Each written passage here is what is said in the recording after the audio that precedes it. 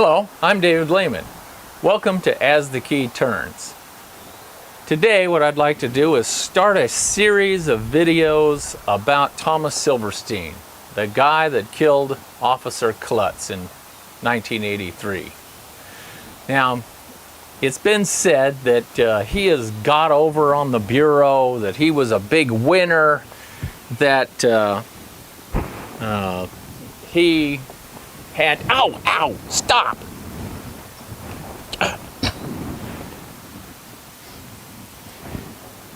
That somehow he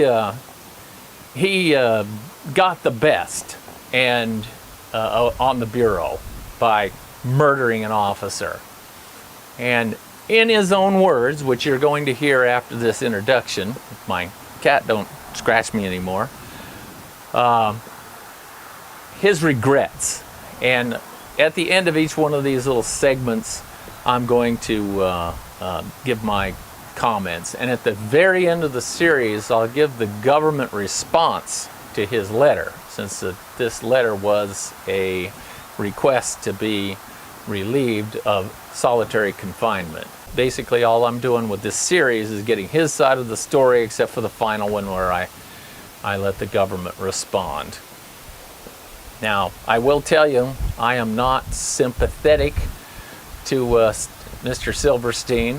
I am quite the opposite. So, if you're looking for a neutral point of view, this isn't going to be it. And you'll never really get a neutral point of view from me, because these stories are just too close to my heart.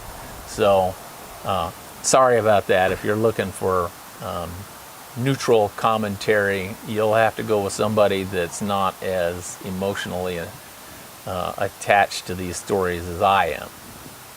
I've been held in solitary confinement for the past 10,220 days, which is 336 months, or 28 years. I'm 59 years old and have spent almost half my life in solitary confinement. The purpose of this declaration is primarily to describe my experience during this lengthy period of solitary confinement. The nature and impact of the harsh conditions I have endured in spite of a spotless conduct record for over 22 years, and my lack of knowledge about what, if anything, I can do to lessen my isolation. Nevertheless, I would feel it would be disrespectful to say anything about the conditions of my confinement without beginning with an apology for the actions that brought me here in the first place. An apology for the harm I have done is necessary before anything else can be said. Not a single one of those thousands of days I have been here has gone by where I have not regretted the actions that brought me here. Every day I think back, and I wish I had not killed Officer Klutz.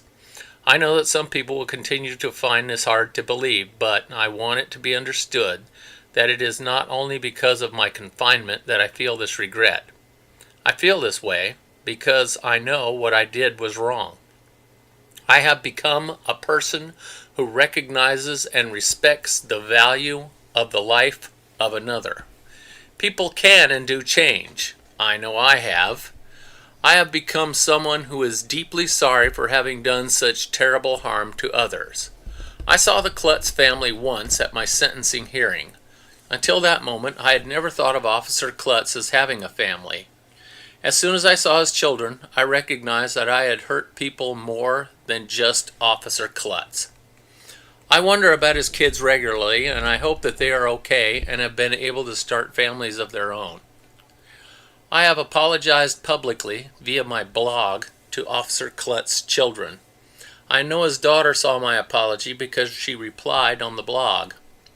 Although I apologized, I would never presume to ask for their forgiveness, as what I did to them was unforgivable.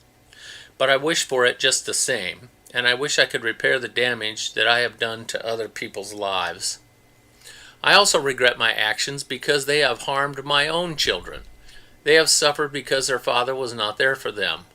There is almost nothing as difficult and painful as knowing your children are suffering and knowing that you are the cause. I feel guilty about this every day. And when I feel pain for not having been there for my own children, I know I also did this to Officer Klutz's children.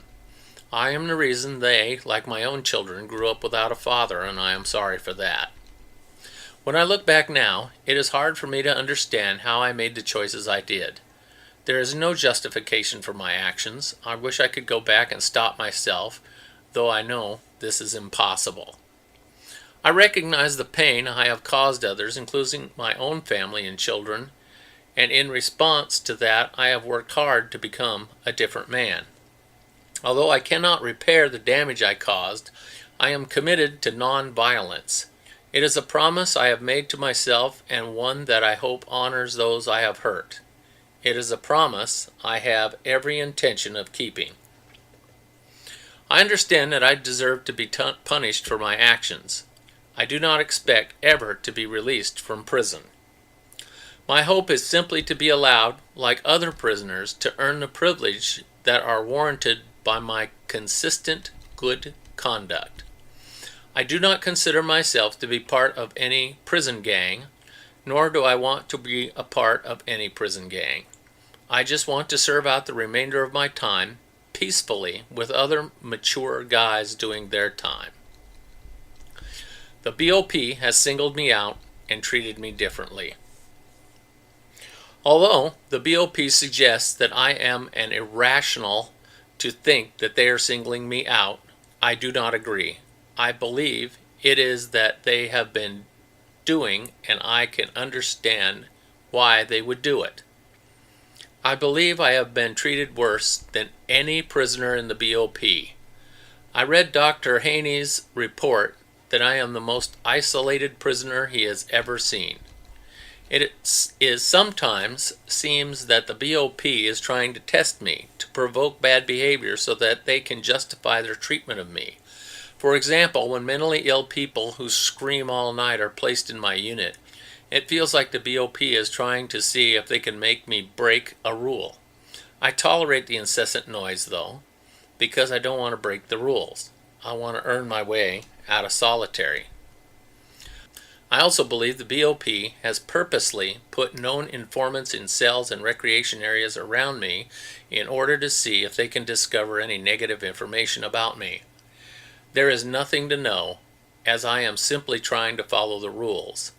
Since I have had clear conduct for decades, I do not know why I would continue to be held in isolation except for the BOP's desire to make me suffer. For decades, year after year, I have tried to demonstrate that I am no longer the man that I was in Marion. I have done, and continue to do, everything I can think of, and all that the Bureau has asked to show I have changed and should be given relief from my isolation. I follow the rules. I am respectful and polite. I watch the programs they tell me to see. I have tried in every way I can think of to demonstrate that I have no intentions ever to hurt anyone ever again. In addition to these efforts I have made, there is another reality I hope will be considered. I am quickly becoming an old man.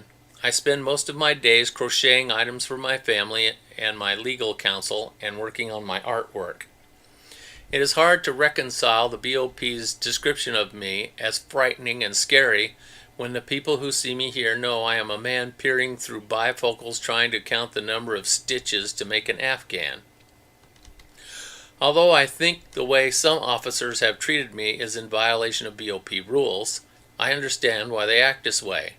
I imagine it is a way for them to feel loyal to Officer Klutz. Even though it is very painful that no one would talk to me, I understand why people might act that way out of a loyalty and also out of anger and fear. I know that some people, including Dr. Berzikjan, have suggested that my behavior is a ruse, that I have been a model prisoner for 22 years only because I am waiting to have my restrictions lessened so I can lash out violently.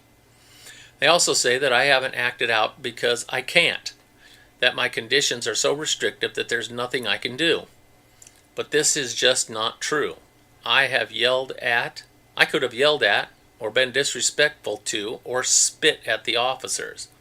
I could have disobeyed an order or withheld my food tray or violated communication rules. I didn't, and don't, do any of these things. It's hard, if not impossible, for me to prove what is actually in my mind and what is not. All I can do is ask others to look at my current behavior and explain that it reflects my intention to never act violently again, ever. I know the consequences, both to myself and others, that will follow. And more importantly, I know that this is not who I wish to be. My actions for the past 28 years are an expression of who I am and who I wish to be. They took me from Leavenworth and put me in a van to move me here to the ADX. I thought I might finally be getting out of solitary confinement. I was over 50 years old and had been incident-free for almost 20 years. During the ride, I imagined myself having a job and being able to have contact visit with my family. Instead, I was placed in conditions that were worse than those at Leavenworth. At that time, I lost hope of ever getting out of solitary confinement. This lawsuit has given me little hope that my decades of clear conduct may be recognized. Even now, I am not hoping for much. I would like to be able to eat a meal with someone else occasionally. I would like to have a visit with my family that ends in being able to hug my daughter goodbye and shake my son's hand. I know that I have sacrificed most of my rights by virtue of my actions as a much younger man, but I think that these things are not too much to hope for, even in my circumstances. Early years leading up to prison. I was born February the 4th, 1952, and grew up in Long Beach, California. My parents separated when I was very young, and I was adopted by my stepfather. My parents were middle class, but my home was an angry and violent place. It was not a safe place for a child or for anyone else. My mother became verbally abusive and physically violent when she was angry. She lashed out at me often and would hit me with anything that she had in her hands at the time, from a belt to a lamp to a rolling pin. Once she threw a kitchen knife at my head.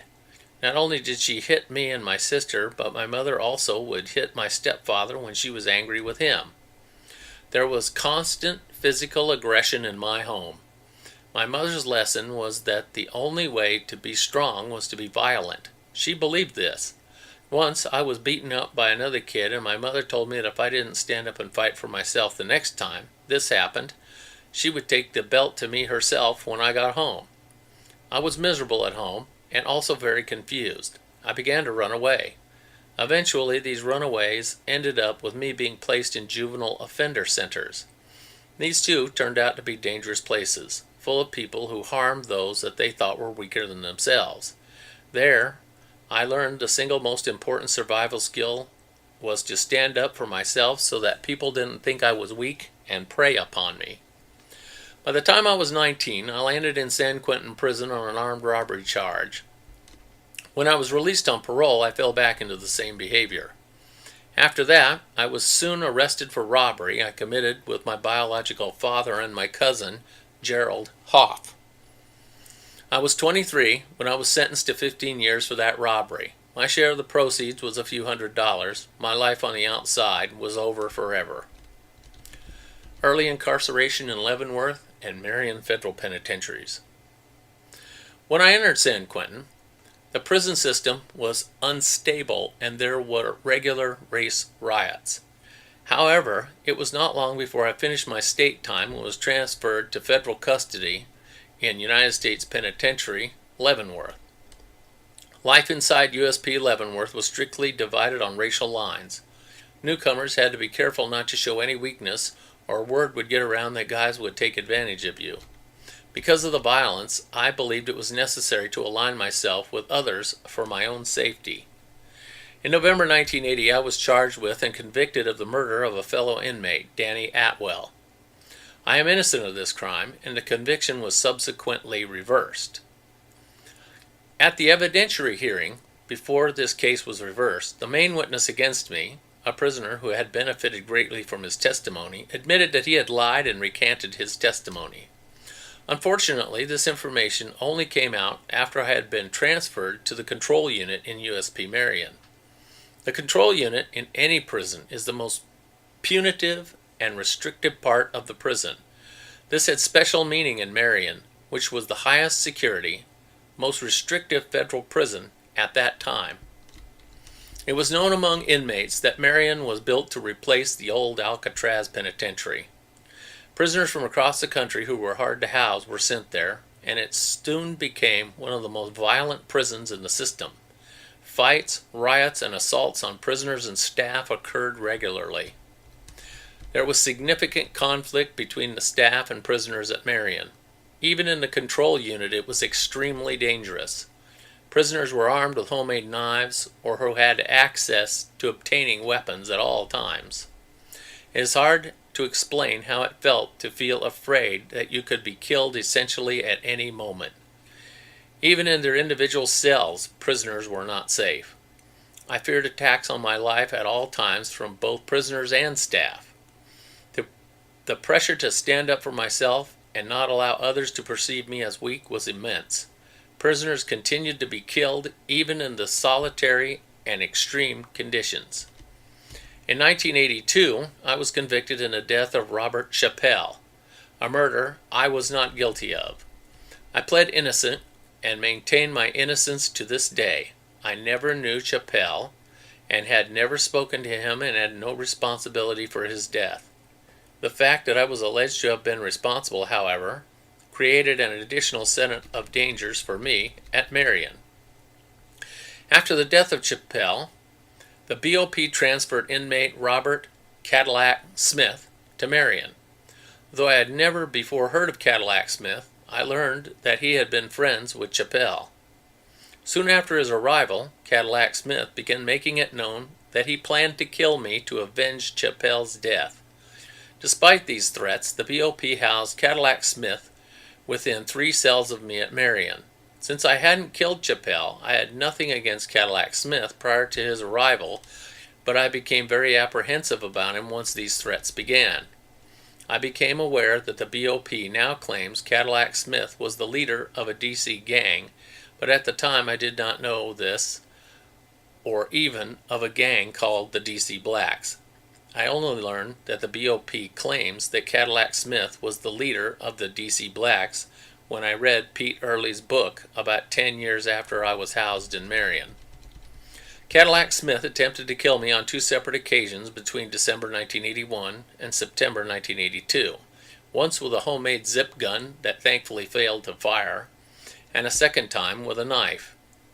Even though BOP officials were aware of his attempt to take my life, and put him into the hole because of it, the BOP later returned him to my same unit and didn't take any actions to make me safe.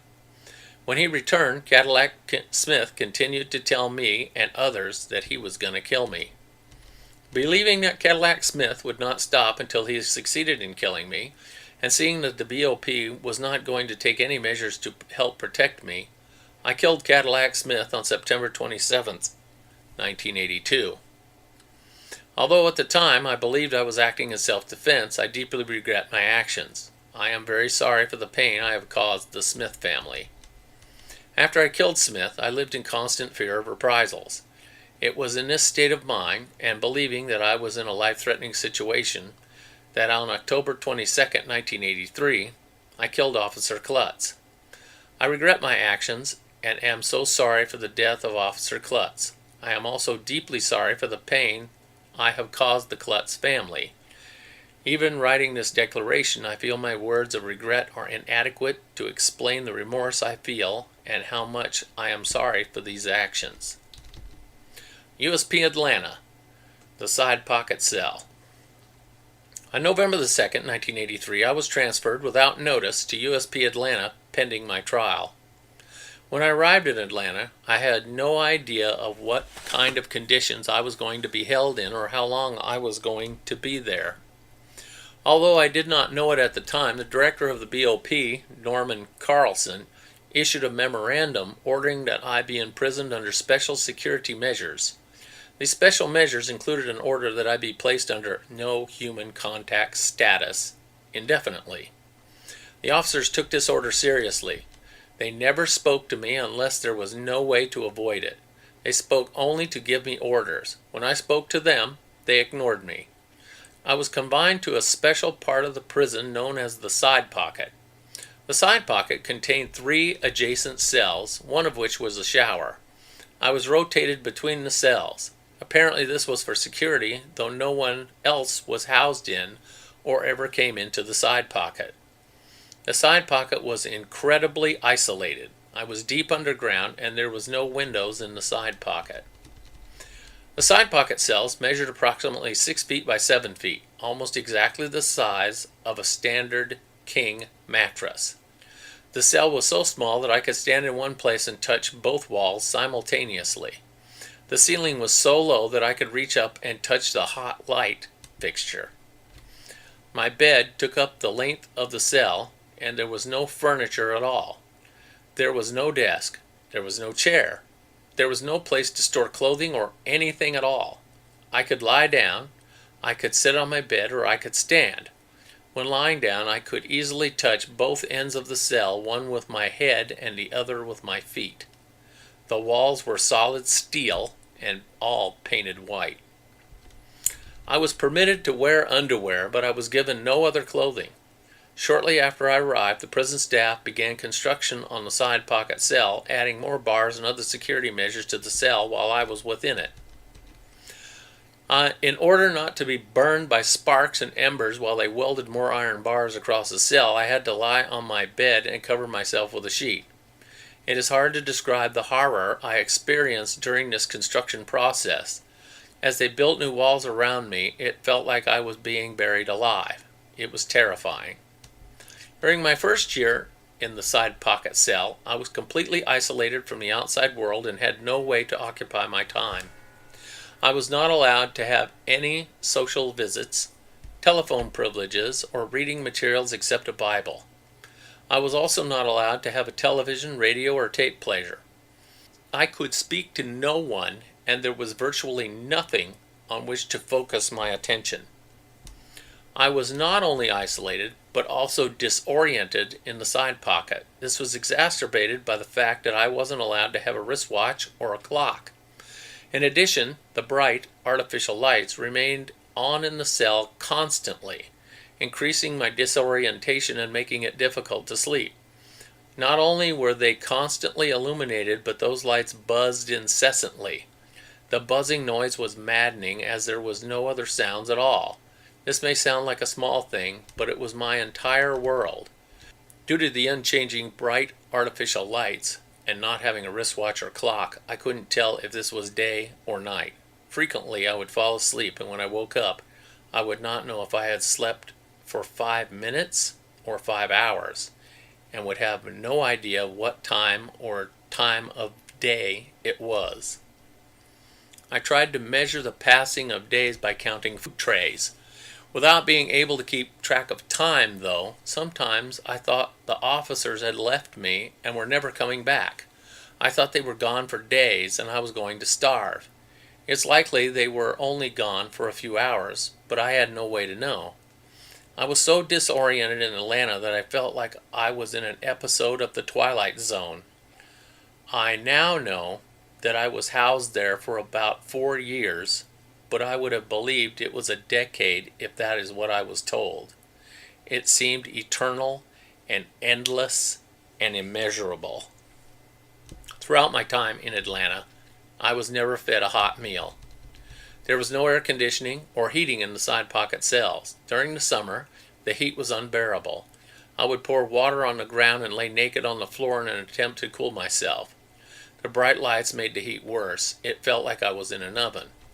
The only time I was let out of my cell was for outdoor recreation. I was allowed 1 hour a week of outdoor recreation. I could not see any other inmates or any of the surrounding landscape during outdoor recreation.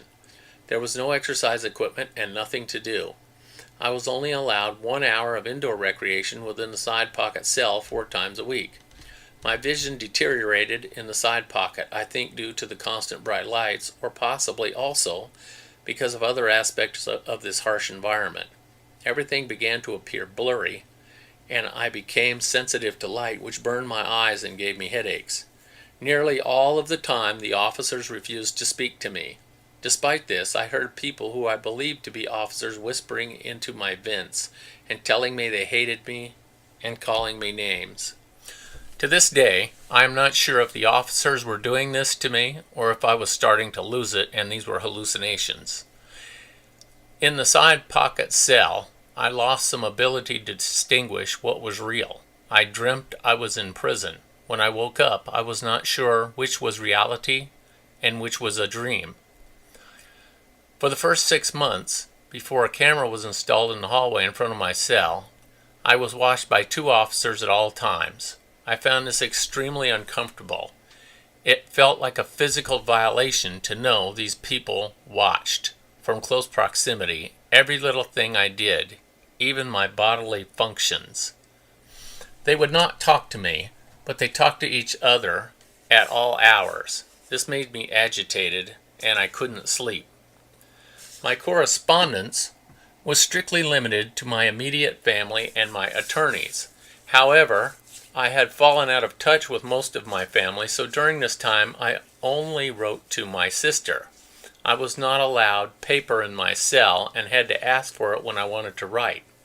I was limited to 5 sheets each week and given a 3-inch pencil for my correspondence. Before being transferred to Marion, when I was at Leavenworth, I had become interested in art, and I taught myself to draw. I used art to express myself and also to prevent my mind from deteriorating. However, in the side pocket, I was prohibited for the entire first year from having any art supplies at all. After the first year in the side pocket, I was gradually allowed basic privileges, including a radio and some art supplies. When I was finally allowed to have art supplies, the relief was enormous. I used the opportunity in order to order art books, and I taught myself to paint. Finally, I had a little something to break up the enduring monotony of my days. When I was allowed to have a radio, I began listening to religious services on Sunday afternoons.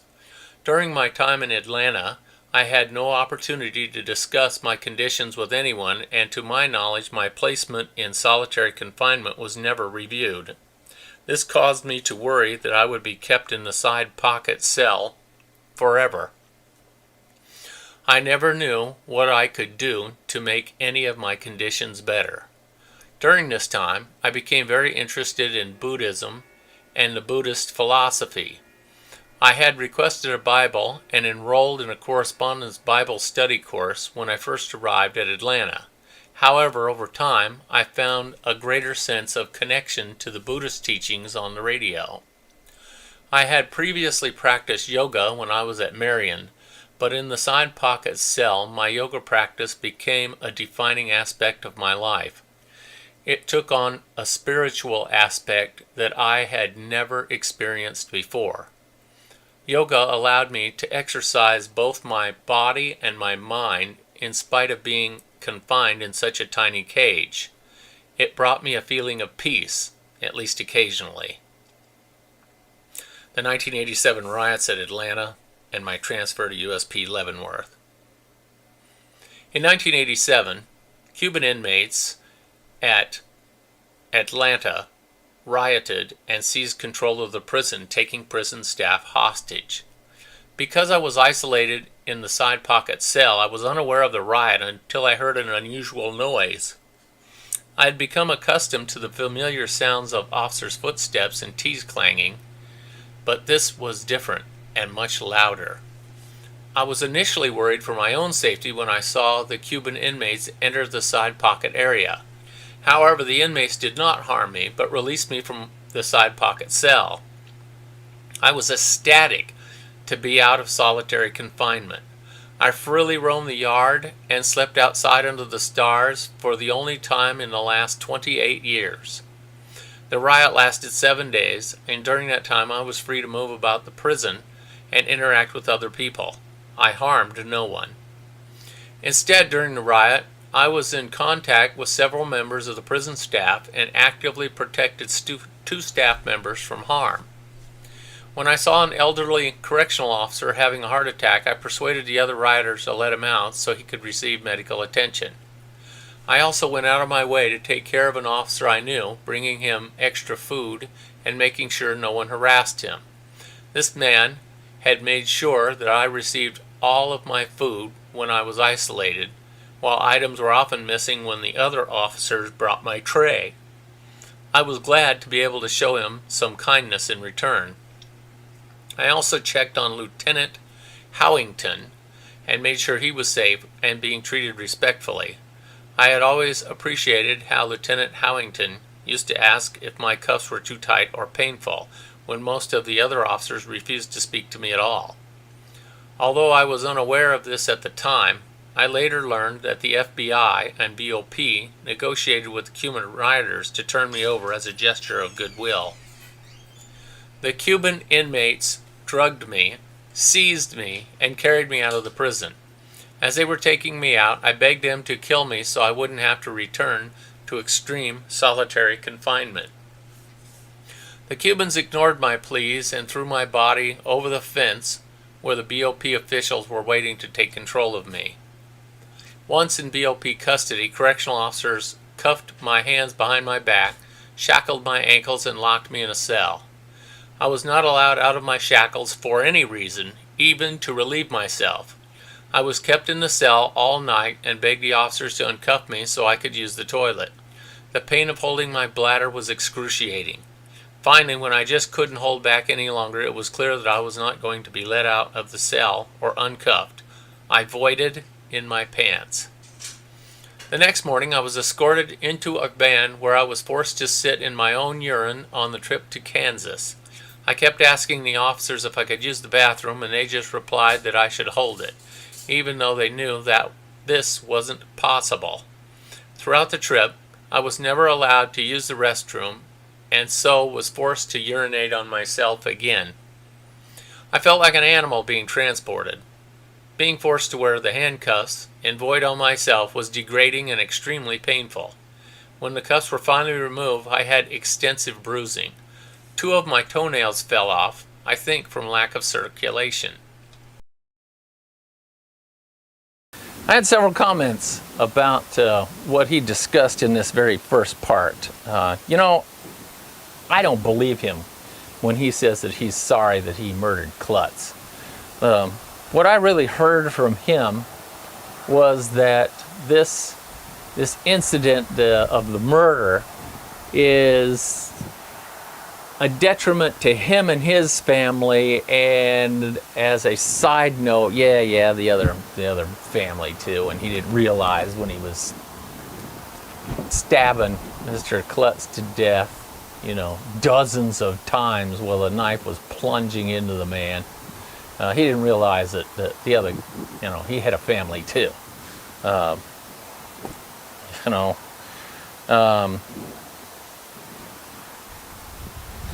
He claims that he is no longer a member of the Aryan Brotherhood. The Aryan Brotherhood is a blood in and blood out organization. In other words, you kill to get in and you die to get out. Now, at this moment, he's dead, and I believe that he's no longer a member of the Aryan Brotherhood because he's dead. But prior to his death, he was a member. He was even a member of the Commission, which is their governance board, their ruling party, however you want to say it, the people that run the Aryan Brotherhood and sign off on murders and assaults and those kind of things. So it's not like he was even just a low-level member. He was once a member of the Commission, and if he was ever released from solitary confinement, he might have gone right back to that leadership role. He certainly would not have retired. That's an out. There is no retirement from the Aryan Brotherhood. The only thing that he could have done would have been debriefed. And he never, and I stress this, he never expressed interest in debriefing, which other people did, and I've seen videos of the debriefings where they explain exactly what goes on inside the Aryan Brotherhood. Silverstein never did that. So his claims of being sorry and I'm no longer a member of the Brotherhood, I don't believe a word of it. he mentions his family a lot more than the victim's family. So I think that really what he's talking about is, I'm sorry that I got caught murdering somebody. And, this was his fourth murder. And he doesn't even acknowledge that he was convicted of 2 of those murders. He still denies that he was ever a part of those other murders. So if you're sorry, you confess. And he didn't do that. So I really don't believe that he was sorry. Now, he says he'll never get out of prison. That was part of what he's talking about. But he still hopes to get into the step-down program, which would make him eligible for parole. So even though he's saying, I realize I'll never get out of prison, he still has some hope that he's going to get out of prison. He denies that he faked being a changed person. People will say, well, he for over 20 years he has maintained clear conduct, and that's because that basically all he could do would be to cuss at you, break up his own stuff, and maybe try to spit through the food slot at the staff. And that was so he's able to refrain from doing that. Big deal. This changed man stuff, let me tell you, I know of a guy who, for at least 10 years that I am aware of, he said that he was a cripple and that he couldn't walk. And he maintained this for over 10 years. Well, what would happen is he would pretend in our presence to need a wheelchair. But if you went outside and you looked in through the windows, as you were standing out there on the recreation yard, you could see him in his cell walking around, exercising, doing all kinds of things. But as soon as a staff member come around, he'd sit on the bed or something like that. And every time he didn't get his way, he would, quote, fall down. And he maintained this for more than 10 years. The last time I seen him, he was still maintaining it. And the Bureau allowed him to go along with this fiction. So if Silverstein is telling you that he is a changed man, the level of behavior that he has to maintain is far less than this other guy. So it would be easy for him to fake it, and I believe that's exactly what he was doing.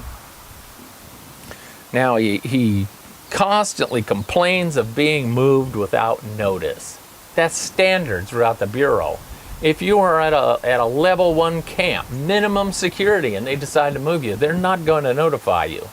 It never happens. As a matter of fact, I've seen times where the inmate said, you're moving me tomorrow, and it was true, and we've changed the date. We didn't move him that day because he knew about it. So, and like everybody, Silverstein is blaming his upbringing and his parents. If it wasn't for my mama, I would have been, yeah, sure.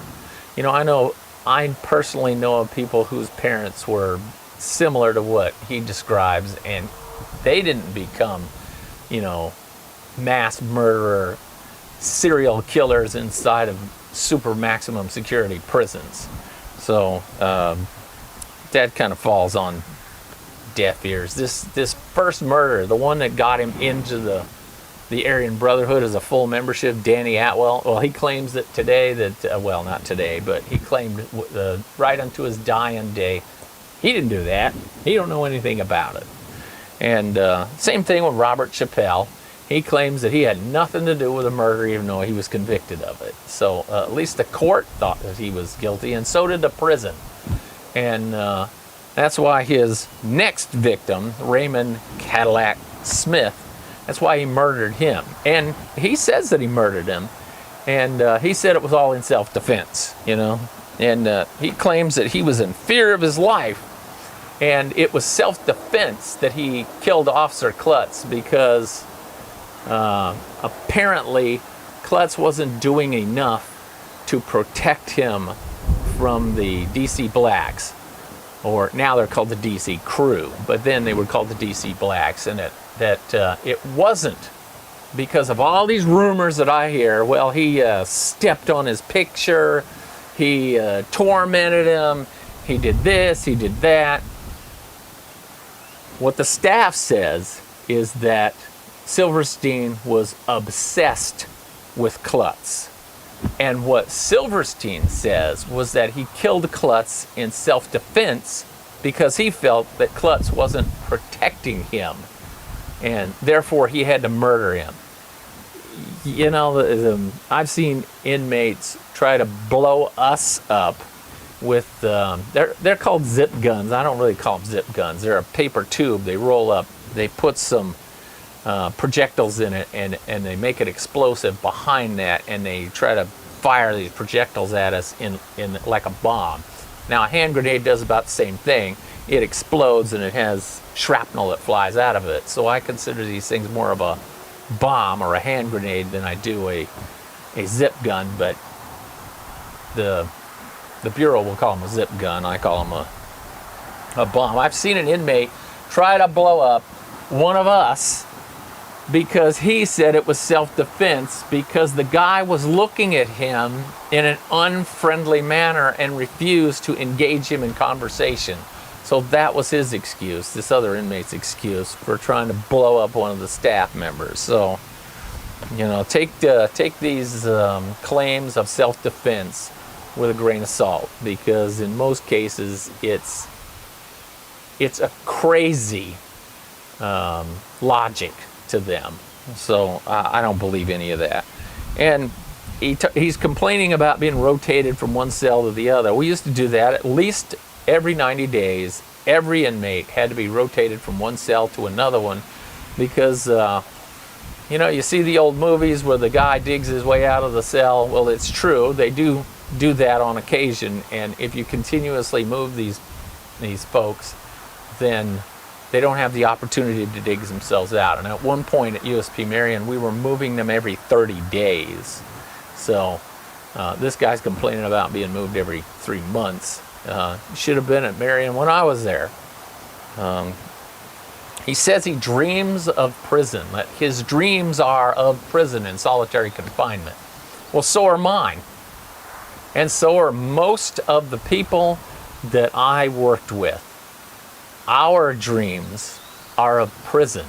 And in many cases, mine included in some of them, we dream about the things that did happen, but the things that prevented the really horrible stuff from happening in the dream, that didn't get prevented. And like I would dream about losing the cell house.